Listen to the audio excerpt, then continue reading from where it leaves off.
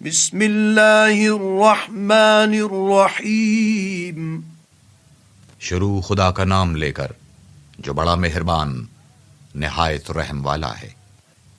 ہا میم، اس کتاب روشن کی قسم کہ ہم نے اس کو مبارک رات میں نازل فرمایا، ہم تو رستہ دکھانے والے ہیں۔ اسی رات میں تمام حکمت کے کام فیصل کیے جاتے ہیں، یعنی ہمارے ہاں سے حکم ہو کر۔ بے شک ہم ہی پیغمبر کو بھیجتے ہیں، یہ تمہارے پروردگار کی رحمت ہے، وہ تو سننے والا جاننے والا ہے۔ آسمانوں اور زمین اور جو کچھ ان دونوں میں ہے، سب کا مالک، بشرطے کہ تم لوگ یقین کرنے والے ہو۔ اس کے سوا کوئی معبود نہیں، وہی جلاتا ہے اور وہی مارتا ہے، اور وہی تمہارا اور تمہارے پہلے باپ دادا کا پروردگار ہے۔ لیکن یہ لوگ شک میں کھیل رہے ہیں، تو اس دن کا انتظار کرو کہ آسمان سے صریح دھواں نکلے گا جو لوگوں پر چھا جائے گا، یہ درد دینے والا عذاب ہے۔ اے پروردگار، ہم سے اس عذاب کو دور کر، ہم ایمان لاتے ہیں۔ اس وقت ان کو نصیحت کہاں مفید ہوگی جبکہ ان کے پاس پیغمبر آ چکے جو کھول کھول کر بیان کر دیتے تھے۔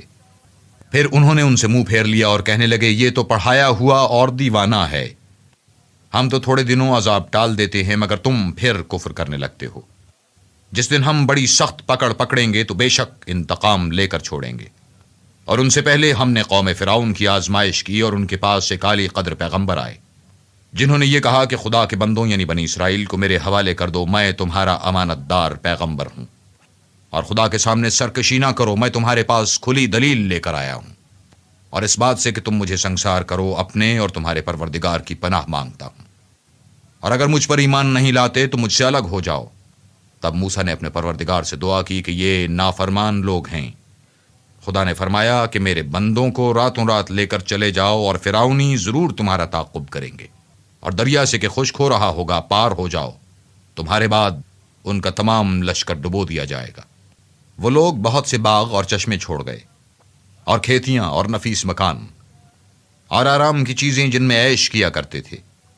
پھر اسی طرح ہوا، اور ہم نے دوسرے لوگوں کو ان کا مالک بنا دیا۔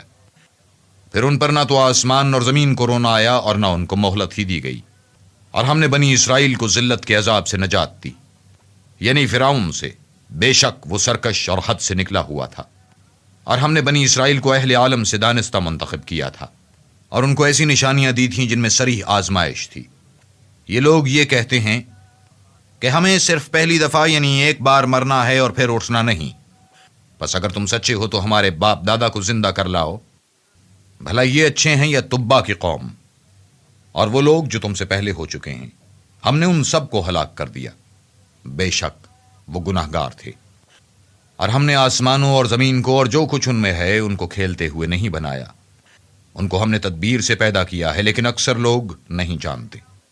کچھ شک نہیں کہ فیصلے کا دن ان سب کے اٹھنے کا وقت ہے، جس دن کوئی دوست کسی دوست کے کچھ کام نہ آئے گا، اور نہ ان کو مدد ملے گی، مگر جس پر خدا مہربانی کرے وہ تو غالب اور مہربان ہے۔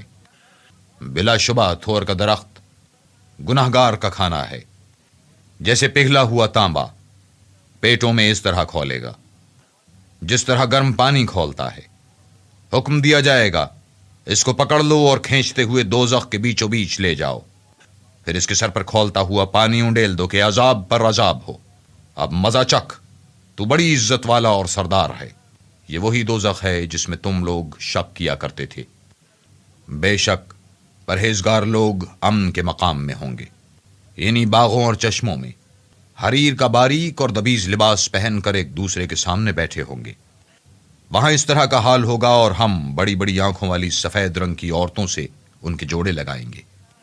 وہاں خاطر جمع سے ہر قسم کے میوے منگائیں گے اور کھائیں گے، اور پہلی دفعہ کے مرنے کے سوا کہ مر چکے تھے موت کا مزہ نہیں چکھیں گے، اور خدا ان کو دوزخ کے عذاب سے بچا لے گا۔ یہ تمہارے پروردگار کا فضل ہے، یہی تو بڑی کامیابی ہے۔ ہم نے اس قرآن کو تمہاری زبان میں آسان کر دیا ہے تاکہ یہ لوگ نصیحت پکڑیں، بس تم بھی انتظار کرو، یہ بھی انتظار کر رہے ہیں۔